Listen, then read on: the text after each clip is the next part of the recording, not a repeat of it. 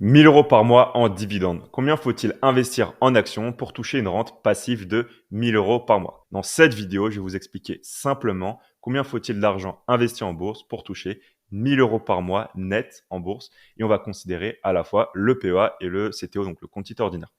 Mais avant de rentrer en détail, on va voir déjà ce que sont les dividendes et les actions à dividendes. Aussi, on va comprendre pour l'objectif de 1000 euros par mois, ça va être quoi le cadre et les hypothèses.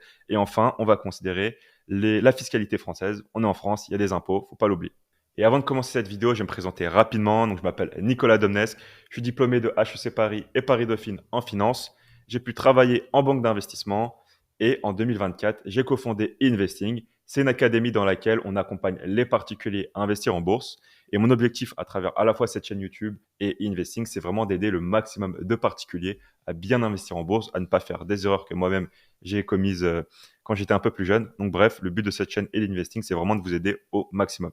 Donc pour revenir à notre vidéo, combien investir en actions pour une rente de 1000 euros par mois? Donc déjà, on va considérer les dividendes. On va investir en actions et la manière d'obtenir des revenus passifs, ça va être avec nos dividendes. Donc déjà, c'est quoi un dividende? Quand on investit en actions, il y a deux moyens de s'enrichir.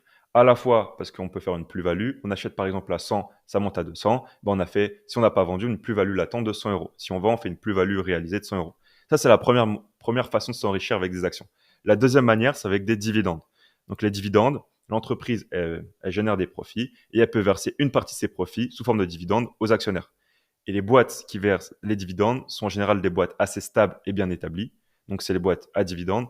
Et en comparaison, on a aussi les boîtes de croissance. Par exemple, Nvidia, c'est le meilleur exemple. Donc, Nvidia, que je pense vous connaissez, qui croît énormément, sauf que son cash, ses profits, elle va le réinvestir encore plus pour grossir encore et encore. Et donc, elle aura un taux de rendement, donc le dividende qui sera versé aux actionnaires, exprimé en pourcentage, il sera assez faible, alors que les boîtes à dividendes qui sont plutôt stables et bien établies, elles vont verser un dividende exprimé en pourcentage plus fort.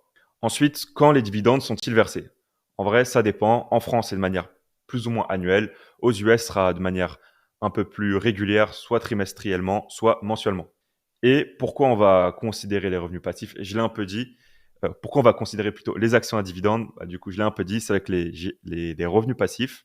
Donc, soit les dividendes, on les reçoit, et du coup, c'est nos revenus passifs pour faire ce qu'on en veut. Soit on peut les réinvestir et faire grossir notre patrimoine en bourse plus rapidement. Mais dans notre hypothèse, comme on veut une rente de 1000 euros par mois, on va considérer qu'on les encaisse. Ensuite, il faut différencier surtout le taux de rendement et le taux de rentabilité. Pour une entreprise, comme je vous l'ai dit, une action, elle a deux manières de s'apprécier. On peut gagner de l'argent via deux façons. Premièrement, le taux de croissance. Deuxièmement, le taux de rendement. Le taux de rendement, c'est uniquement la part des profits d'une entreprise qui est distribuée sous forme de dividende. Donc, par exemple, si une action vaut 100 euros et qu'elle verse un dividende de 10 euros, son taux de rendement, c'est 10%. Alors qu'en la rentabilité, c'est à la fois le taux de rendement, donc ce qu'on gagne avec le dividende, plus l'évolution du cours de l'actif.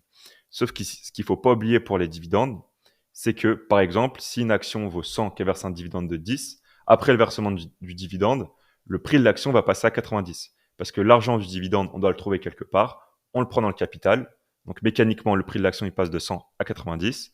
Et ensuite, donc, on a 90 prix de l'action, plus 10 dividendes, donc on a toujours 100 euros. Sauf que 90 prix de l'action, 10 dividendes, on a juste un peu coupé. Donc on voit que le versement de dividendes, oui, on encaisse de l'argent de manière réelle en euros, sauf que ça se fait au détriment du prix de l'action, donc du capital qui décroît. Et donc, il faut que le taux de croissance du prix de l'action augmente pour qu'on ait toujours le prix de l'action qui soit constant et vraiment encaisser des revenus passifs de manière constante. Donc c'est une chose qu'il faut vraiment garder à l'esprit. Donc taux de rendement et taux de rentabilité, déjà, c'est pas les mêmes choses. Ensuite, que se passe-t-il si le prix de l'action ne croît pas? Comme je vous l'ai dit, il faut que tous les ans, le taux de croissance soit égal au taux de rendement pour que notre prix de l'action soit le même et qu'on ait toujours les mêmes dividendes en euros. Sauf que si on n'a pas de taux de croissance, le prix de l'action il fera que diminuer et on va recevoir des dividendes en euros de plus en plus faibles.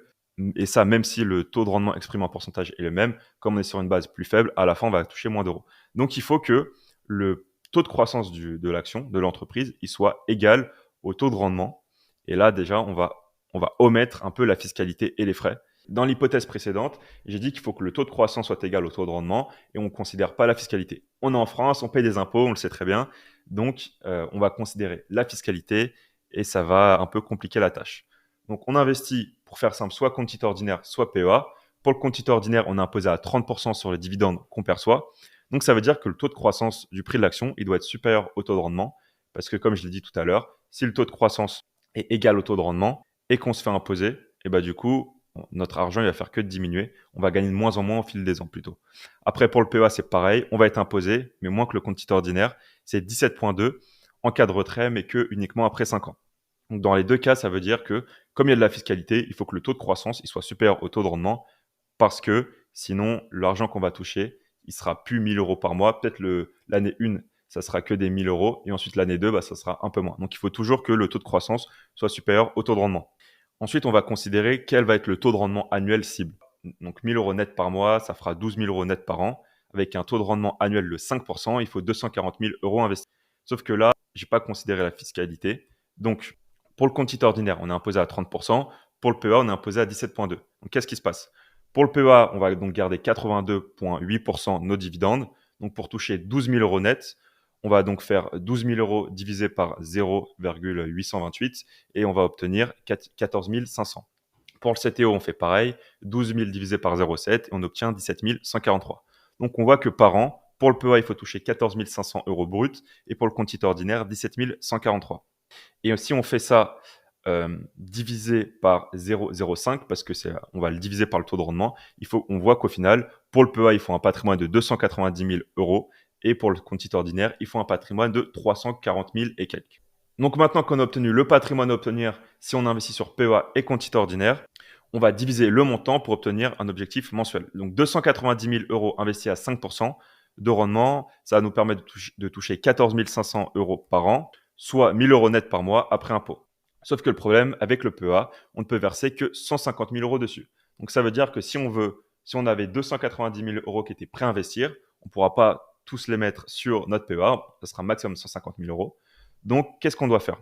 Soit on investit sur notre PEA au fur et à mesure sous forme un peu de DCA, et avec maximum 150 000 euros investis, on arrive à avoir un peu un capital total qui est composé à la fois du capital plus de ce qu'on a gagné de 290 000 euros. Dans ce cas-là, ça va être possible, mais juste ça sera très long. Dans le cas numéro 2, si on va aller plus vite, eh bien, il faudra faire un peu de PEA et un peu de compte titre ordinaire. Donc, ça complique un peu plus les hypothèses.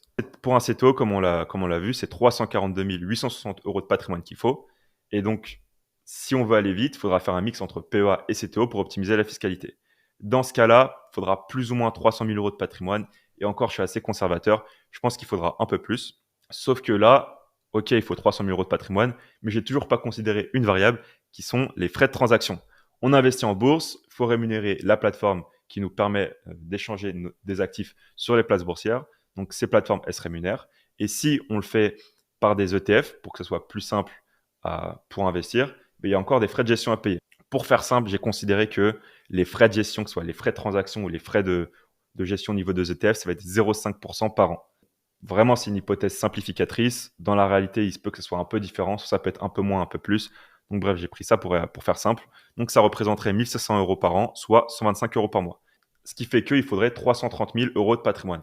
Et dans ce cas-là, une dernière variable que j'ai même pas considérée, j'ai pas voulu trop compliquer la chose, c'est que imaginons on investisse sur un PEA et que c'est des actions qui ne sont non françaises ou des ETF qui ne sont non français. En vrai, il y a un prélèvement à la source qui se fait sur les pays qui ne sont non français. Par exemple, je sais qu'en Suède, on a un prélèvement à la source de 30% sur les dividendes directement, donc on ne les voit pas. Et ensuite, je sais qu'en Irlande, c'est 15%, Luxembourg, c'est 15%. Donc, c'est un peu une taxation invisible. Donc, pour ce cas-là, on va considérer qu'on fait uniquement avec des ETF ou des actions françaises pour enlever le prélèvement à la source. Oui, il peut y avoir des crédits d'impôt qu'on peut faire pour récupérer le prélèvement à la source d'autres pays, mais c'est assez compliqué. Faisons simple. On va dire qu'on fait uniquement sur des actions ou ETF français pour enlever ces prélèvements à la source. Donc, une fois qu'on est clair sur tout ça, comment faire? Donc, on sait qu'il faut plus ou moins 330 000 euros de patrimoine en combinant à la fois le PEA, à la fois le compte titre ordinaire, en prenant uniquement des actions françaises ou des ETF français et en considérant du coup les frais de transaction. Donc maintenant, comment on va faire? Si on fait uniquement des actions, on va considérer des actions solides à dividendes. Donc pour ça, il y a deux grandes catégories d'actions, soit les dividendes aristocrates, soit les dividendes kings. Donc dividendes aristocrates, c'est des boîtes qui ont augmenté leurs dividendes pendant au moins 25 ans. Dividendes kings, c'est au moins 50 ans. Après, souvent, ces boîtes, elles sont pas trop disponibles en Europe, ce sera souvent aux États-Unis, mais on peut quand même les obtenir avec des ETF sous le PEA. Et dans tous les cas, si on fait uniquement en action, donc là, ce sera surtout sur le compte titre. Si on veut, c'est genre les dividendes Kings ou les dividendes aristocrates, bah, ne mettez pas tout sur une seule action. Je pense que c'est assez évident. Ensuite, moi, je dirais plutôt de considérer les ETF à dividendes parce que si on veut aller sur le PEA, bah, par exemple, sur les dividendes aristocrates, Procter Gamble, Coca-Cola, ça sera pas disponible. Idem pour Walmart et Johnson qui sont des dividend kings. Donc, privilégier des ETF à dividendes, en particulier sur le PEA, comme ça on peut avoir des ETF synthétiques et avoir des actions qui ne sont pas en Europe. Ou bien, on peut avoir des boîtes à fort rendement qui sont en Europe. Si on investit, il faut aller là où il y a la bonne performance. En général, elle se situe plus aux US. Donc, je dirais que si on fait du PEA, prendre des ETF synthétiques qui répliquent ces indices-là, dividendes aristocrates, dividend kings, sachant que dividende aristocrate, en général, le taux de rendement, il est 2 à 4%. Dividend kings, donc des boîtes qui ont augmenté leurs dividendes pendant au moins 50 ans, c'est entre 2 à 8%. Donc, plutôt aller sur les dividend kings. Donc, bref, PEA, ETF synthétique sur ces indices. Si on fait du compte titre ordinaire, en vrai, on a le choix. Soit on fait ces mêmes indices, soit on peut faire d'autres choses ou même des actions spécifiques, mais on prend un peu plus de risques. Donc, on a vu combien investir en actions pour obtenir une rente de 1 000 € par mois. Donc, pour résumer, c'est 330 000 € de patrimoine qu'il faut au total, en considérant à la fois la fiscalité avec le compte titre ordinaire et le PEA, à la fois les frais de transaction et les frais de gestion, et plus, il faut faire attention à bien avoir des actions ou des ETF qui sont en France dans le cas du PEA.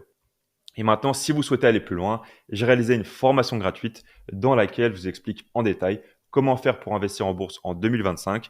Vraiment, je vous explique déjà tout ce qu'il ne faut pas faire, plus comment un peu construire un portefeuille simple et efficace. Donc, si ça vous intéresse, cette formation est en description de cette vidéo YouTube et vous pourrez y accéder. Donc voilà, j'espère que cette vidéo YouTube vous a plu. Si c'est le cas, je vous invite à la liker, à vous abonner et à me partager votre avis en commentaire. Et sur ce, on se retrouve dans une prochaine vidéo.